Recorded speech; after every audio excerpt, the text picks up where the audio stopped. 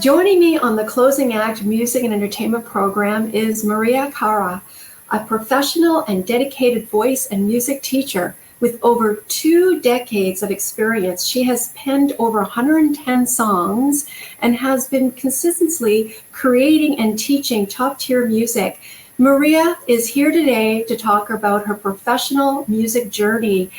Welcome, Maria. How are you? I'm actually really nervous. This is the first time I've ever done anything like this, but I'm here. Well, I am thrilled to have you on the program, and what an incredible experience you have. And it's time for the viewers and listeners to hear about your incredible professional music journey. So I'm so pleased to have you. And so tell us, when did your passion for music begin? It started as soon as I could sing, which was about 3 or 4 years old from what my parents told me. I used to always gravitate towards music stores, and whenever my mom would go shopping, she'd know that I would be in the music store for hours. Didn't need a babysitter. So it started. So you've always had a passion, and so music is incredible. It's a universal language. And so was there a pivotal moment, Maria, that you said, I want to be professional voice and music teacher? Actually, it developed from circumstance because I got married young, had children very young, and just to feed the family, I gave music lessons. But luckily, I worked with some really great music stores where the owners of the music store took me under their wing as a clerk and saw my gift of teaching. They gave me students, and I had the privilege of having access to all kinds of musical teaching methods, such as Royal Conservatory, Bastions, Alfred Suzuki. There's so many. And being a clerk in the music store, I got to know the books really well, and I got to use all of them. So through the years, I have developed a really great teaching method. It's just, wonderful what you just said. You were in the record, you are a music, working in a music store rather, and you knew everything from the ground up. I mean, that is very educational because, there's so much music out there, and I feel that music is never, it's used in different ways, like for running and then for relaxing. And I want to know, and tell our viewers and listeners, Maria, what is you enjoy most about being a music coach or teacher? I really enjoy seeing people come in not sure. Some people are like, am I too old? Am I too young? And watching them blossom right before my eyes, going from extremely terrified to going on stage and facing 30,000 people without even flinching. And it's just so rewarding for me to support them through their journey. I also love working with neurodivergent individuals, particularly children, because I just have this intuitive ability to see the world through their eyes, at least enough to reach their heart, where a lot of people don't really understand their world, but somehow I've been gifted with this ability to reach them. Yes, and you have that experience. And, I have to ask you, you have a beautiful voice. Thank you. What instruments do you play? Because I see you have a lot of instruments in the background. So tell us. I like to tell people just I play piano, but the truth is, I play a lot of instruments, such as percussion, drums, guitar, bass guitar, ukulele. Wow. They're all connected, and there's a lot. Yes. I want to overdo it. Yes. But no, it's just a beautiful, beautiful background. And tell us about some of the highlights, as a, professional musician to a music coach, testimonials, highlights. Okay. Um,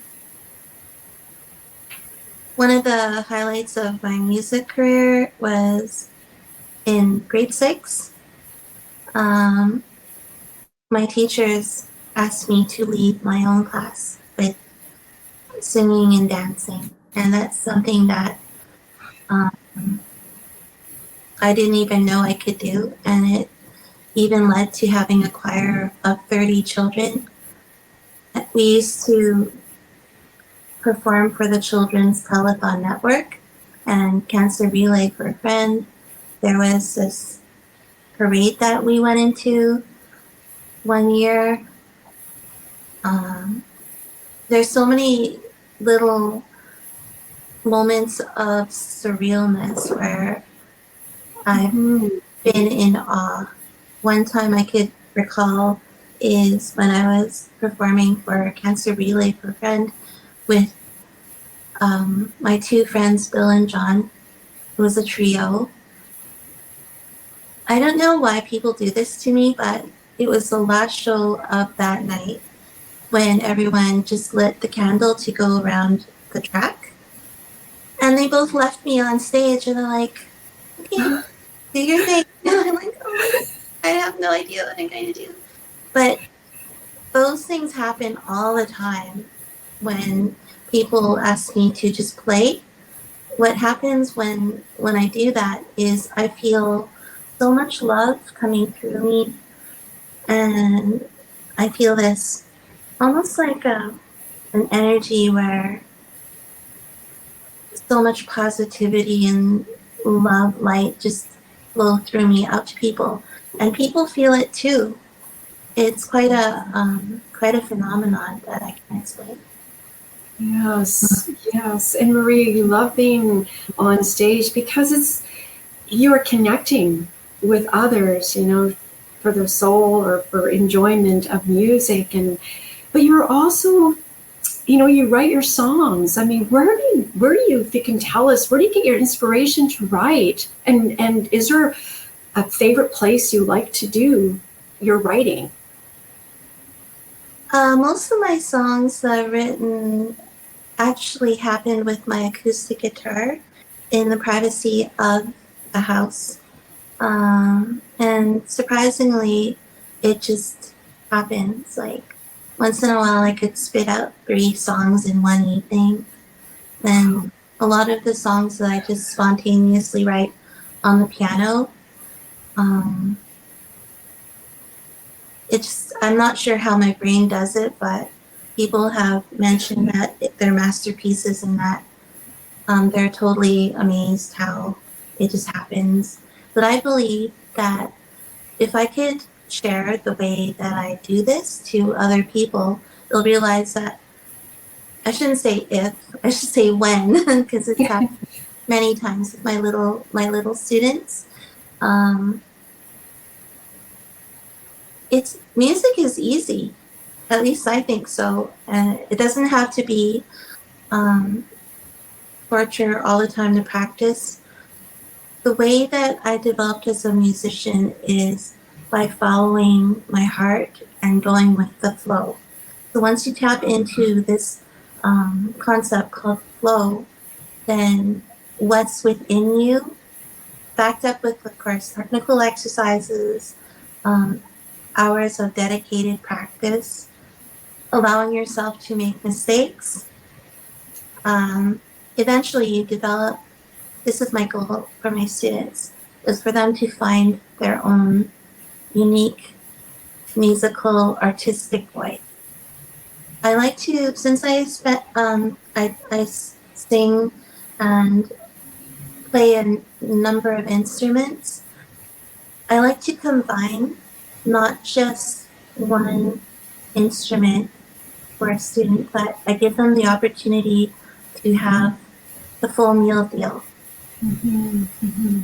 So once in a while in a lesson, if the student has done all their homework and they have a really great attitude and we have a little bit of time left, I do something called musical enrichment, and I play around to the room and they say, what would you like to have a little lesson about?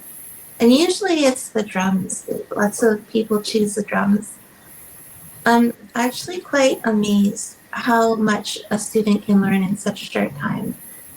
And with the right guidance, they're amazed too, because they're like, wow, I didn't know I could do that. And I'm like, yeah, I did. Well, because what you do, you love what you do, and it makes, if I may say, students learn because you're so interested in them, and But Maria, if I may ask you, do you have a favorite song, or is every song means different times? Or I actually do have a favorite song. Do you want to know what it is? yes, our viewers would love that. It's actually a really sweet waltz. I guess it's a waltz. It's what 3/4 time, so called "You," like YOU by Tyler Brown Williams. The reason I love that song is because of its simplicity and the mixture of instruments, voice, creates this orchestrated, dreamy yet authentic. It's how can I say? It's like the beauty of the earth touching the heavens. So that's why I love it. But otherwise, it's really hard to say what my favorite song is because there's so many genres that I love. But the reason I choose that one song is because it just touches my heart in such a profound, deep, peaceful way. So you play in bands, and if people want to come and listen to you, and students who are interested in your services, to take lessons, where can they go? Oh, they can contact me on my email, which is mariacaraartist@gmail.com. We could schedule a free consultation over the phone. And right now I actually have a special where your first lesson is free. So I'd love to hear from you. Yes. And Maria, and to come and watch you, if I may, the bands that you're in, where is there, because you're so booked right now, I understand. Not really. Well, there's always room somewhere. But yes, is there anything else you'd like to add, Maria? What's next for you? So I just wanted to thank you and my friend Lucas, Dr. Lucas, for introducing us.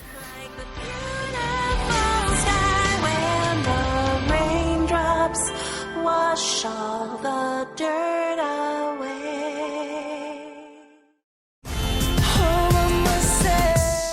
Joining me today on the Closing Act Music and Entertainment program is professional Canadian actor Evan Rein. Evan is also a writer and producer, and he's here today to talk about his latest role as Officer Don Gardner in the TV series Under the Bridge. Welcome, Evan, and thank you for joining me today. Thank you for having me, Christine. It's good to be here. Yes, but aside from that, I would like to also add to the viewers and listeners that you're a stage actor too. You're classically trained. You've been on Bard on the Beach, theater in Calgary. You've done so much stage work, which is awesome. And you've also guest star in the CBC TV series Heartland, for those who have seen the show, Heartland TV series, rather, Heartland.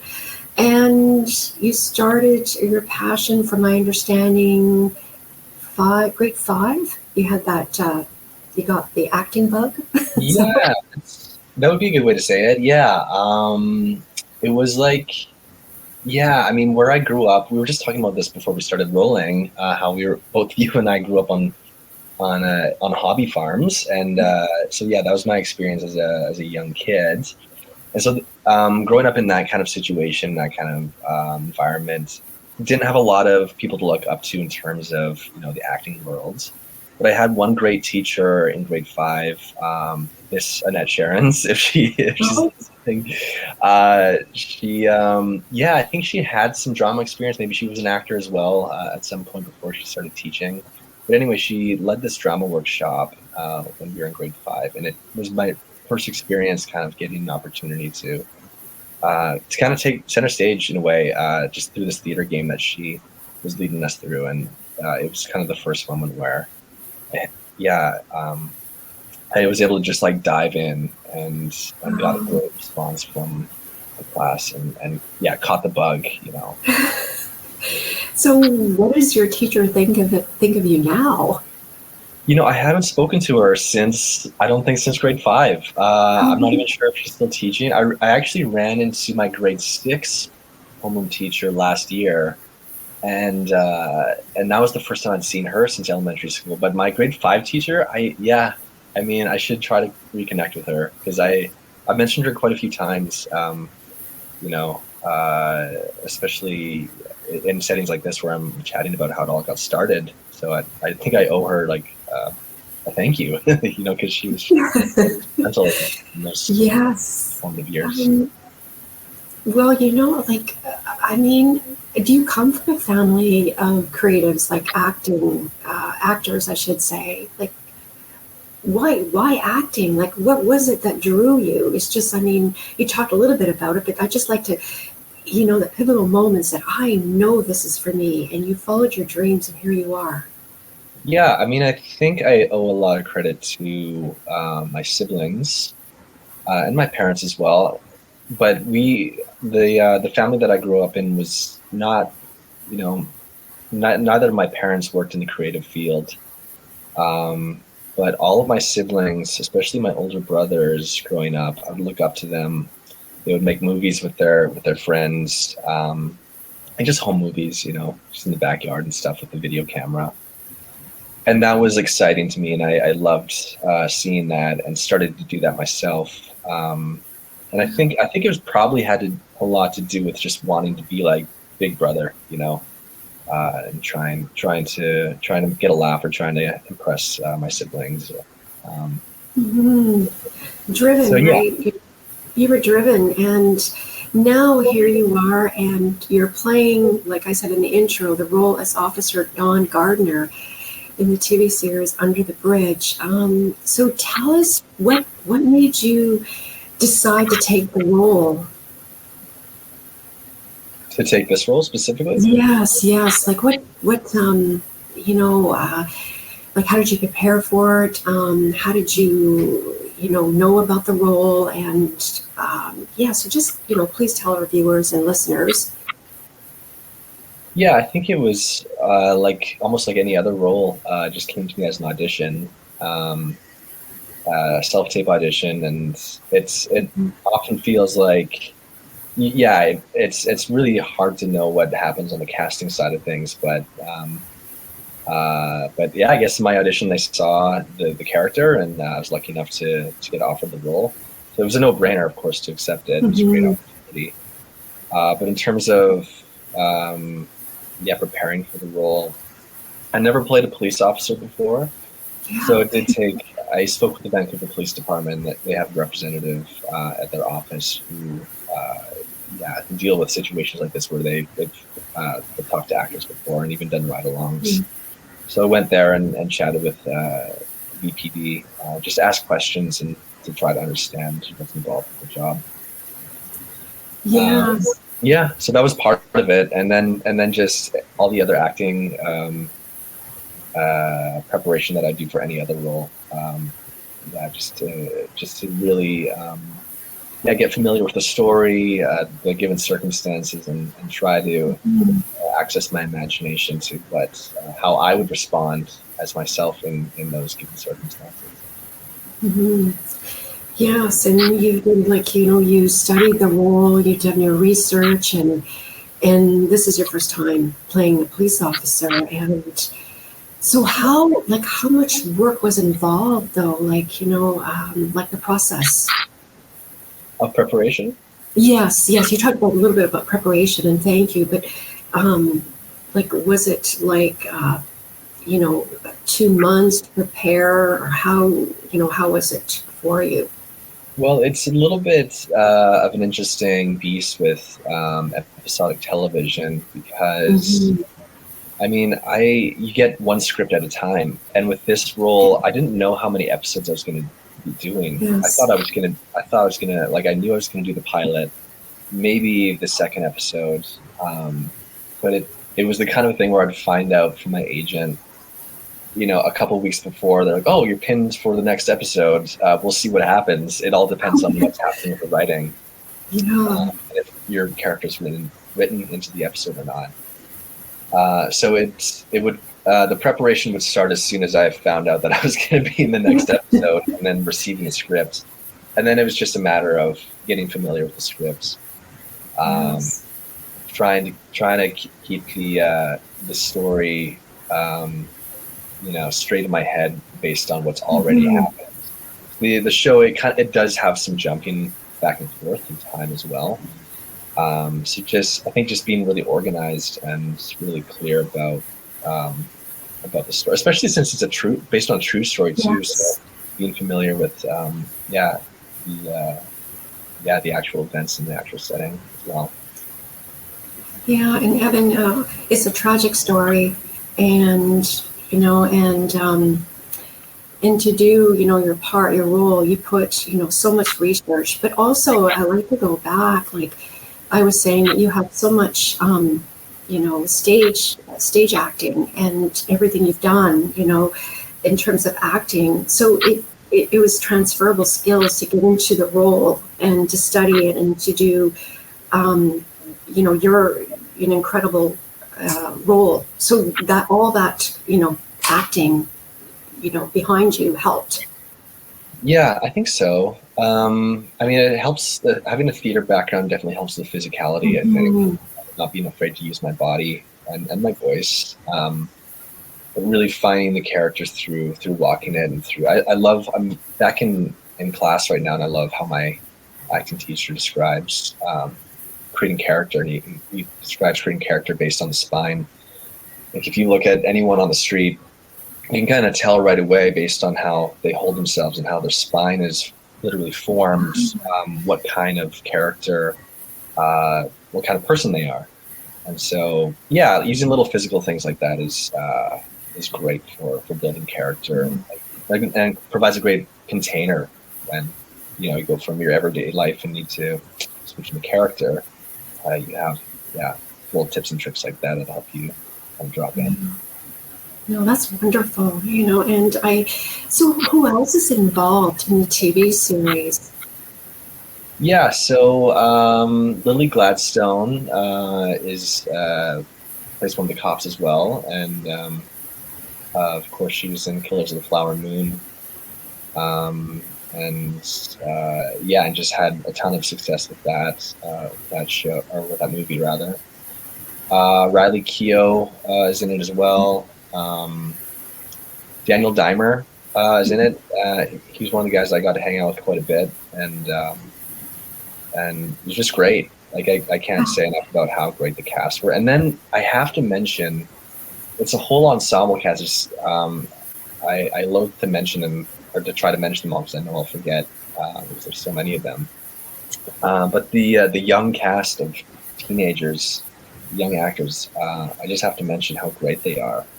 If you get a chance to watch the show, just watch the kids. They're so transformative in their performances and so committed. I think what makes the show great in a lot of ways. No, that's great. And Evan, can you share, like, what has the feedback been like so far? So far, so good. Yeah, I mean, I think the show has remained in the #1 spot on Hulu since it's been released back in April. So I think it looks like it's being well received. I think, yeah, trying to think of what someone had mentioned what the tomato, the tomato meter is. But it's generally like really, really positive, I think. And then I've had a couple, it was just released in Canada a few weeks ago, so people are just like catching up in Canada, and the people who have seen it here in Canada, yeah, I've been hearing good stuff as well. Oh, that's great. And it's a book by Rebecca Godfrey, correct? Yeah. Based. Okay. So where can people go and watch it, Evan? Yeah, so if you're in Canada, it's available on Disney Plus. In the US, it's on Hulu. Elsewhere in the world, I'm not sure where else it's been released in the world, but if you're in those two countries, that's the place to go. But I'm sure you just have to Google it, and look for it. But it's available. Yeah, it's available in Canada now for those who are watching and listening. And what is next for you? Yeah, so I'm a bit, as per the actor's life, I'm back to hunting down the next gig. I'm working on expanding into the US to start working there. So of course there's a long visa process to get all that stuff in order. So yeah, just slowly chipping away at taking that next big step. But yeah, in terms of the next gig, yeah, it's to be determined. Oh, that's great. You keep going, and congratulations on everything, and having your dreams come true, but a lot of hard work, right? And so, yes. So, and before we leave, Evan, is there anything else you'd like to add? I don't think so. I mean, I just want to say thanks for having me, Christine. It's just lovely to get to meet you and get to chat with you, and yeah, I just appreciate your time.